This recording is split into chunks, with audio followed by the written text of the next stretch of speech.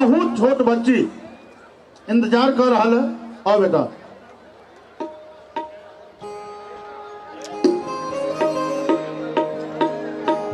और तकरा बाद हम वही सरस्वती के वरद पुत्र के आमंत्रित कर रहे हैं जिनका इंतजार में वे लोग थी।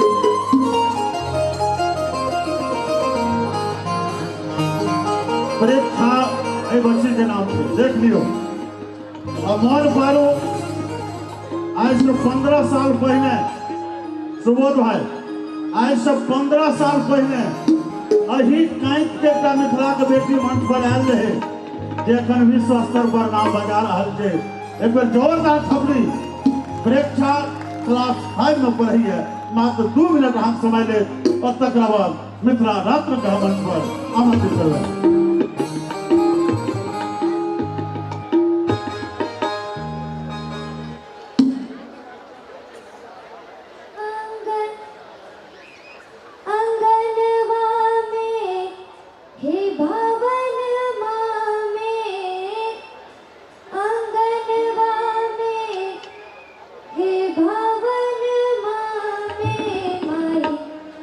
जोगिया ठाड़ अंगन